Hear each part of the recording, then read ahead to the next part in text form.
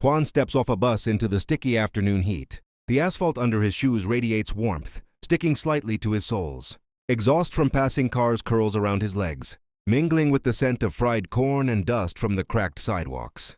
Children run past, laughing, chasing each other in circles that never seem to end. Their shouts echo off the buildings, sometimes sharp, sometimes soft, carrying into the spaces between memories he can't quite place.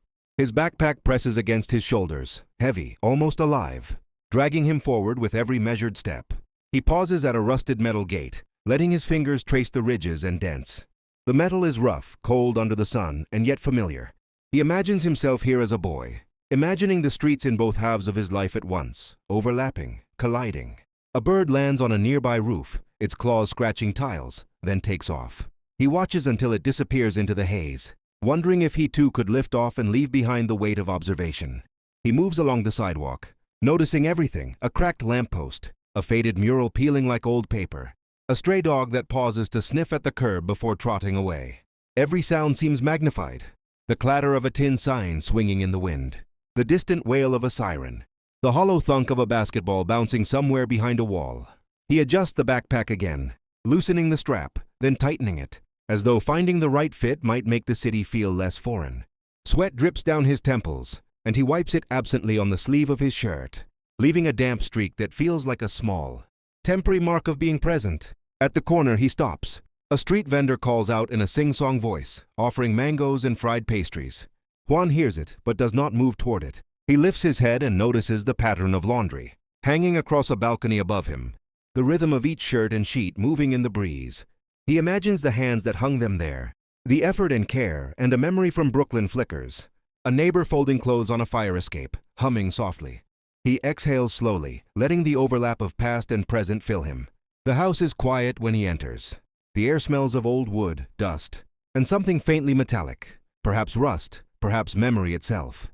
He moves from room to room, fingertips brushing surfaces almost reverently. A tin box rests on a dresser, its edges dented, paint chipped. A broken radio sits on a shelf, cord tangled, a stubborn remnant of static music that never plays anymore. A faded soccer ball sits in the corner, its scuffs and peeling panels, a muted echo of the boy who once ran down streets in another country. He lifts the ball, feeling its texture against his palms, letting his fingers linger on familiar grooves. He does not cradle it or bring it to his chest. Instead, he simply holds it for a moment, acknowledging its presence, the life it represents, and then sets it down with care. Juan pauses at each object, letting the silence stretch. A floorboard creaks under his weight, and he startles slightly, then exhales. He recalls fragments: a laugh from a schoolyard, the scent of rain on concrete, a door closing behind him somewhere far away. None of it is whole, yet all of it presses against him at once. He moves slowly to a window, pushing the curtain aside just enough to see the street below. A man walks past, carrying groceries, unaware of the world he does not have to calculate step by step. Juan's hand rests on the windowsill, knuckles white, tracing the chipped paint like a map. He breathes in, letting the city speak in small gestures.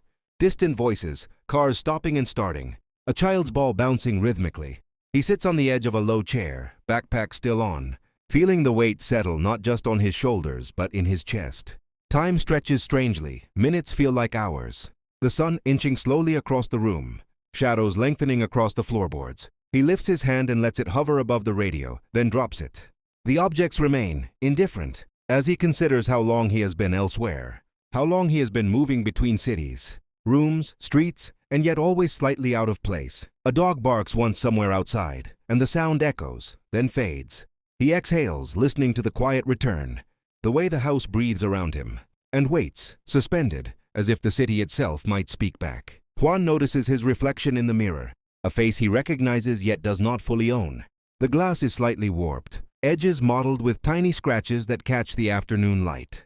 He tilts his head, shifts his shoulders, testing the weight of his own eyes. His fingers hover over the glass, tremor faint but persistent, as if the act of touching himself might somehow make him real again. He does not speak. No words could articulate this quiet unmooring. For a long moment, he leans into the reflection, letting the mirror hold him, showing a man both here and elsewhere. Behind him, the ceiling fan rotates slowly, casting shadows that crawl across the wall like time itself, is moving in increments he cannot measure. He experiments with small movements, shrugging shoulders, squinting, letting his lips part and close. Each gesture is a conversation with the self he thought he knew. He traces his jawline with a fingertip, then pulls back, startled by the fragility of recognition. Light shifts slightly through the window, catching in his hair, highlighting the lines around his eyes that were not there in memory. The room hums with the muted echo of the city outside, overlapping with distant fragments from streets he once knew. The honk of a taxi in Los Angeles, the clatter of a bus in New York, a slam of a door in a dormitory hallway. They arrive all at once, layered, impossible to untangle, as though memory itself has found a way to crowd the present. From the balcony, Juan leans on the chipped railing, letting the sun warm his back. The city breathes around him. A dog barks somewhere, a vendor calls out, a motorbike rattles past, children shouting in a courtyard. He closes his eyes and listens, letting the sounds fold into one another, a rhythm he cannot follow yet must feel. His fingers trace the rough edges of the railing repeatedly, noting each chip, each mark, like counting stars in a sky he cannot reach. He imagines the hands that made the city run smoothly, effortlessly, and for a moment a subtle tension coils in his chest. Proximity to the world, movement, possibility, things he was never fully granted. He notices a boy playing with a worn soccer ball far below. The movement strangely familiar. Juan's lips twitch in the memory of himself. Smaller, lighter, unburdened. The ball bounces, pauses, rolls under a parked car, and he waits silently, wishing for something that cannot arrive. The city continues, indifferent, its pulse steady and unforgiving. Night arrives slowly. Juan lies on a thin mattress, the ceiling fan above casting long, rotating shadows across the walls. The room smells faintly of dust and worn fabric, tinged with humidity.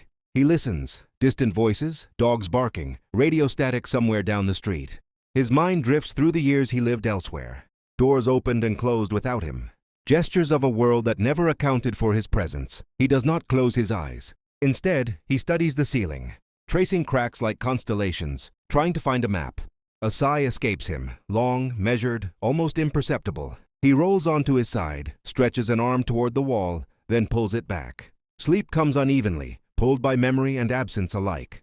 The fan hums steadily, a small heartbeat in a city he no longer fully owns. Somewhere outside, a dog barks once, then silence.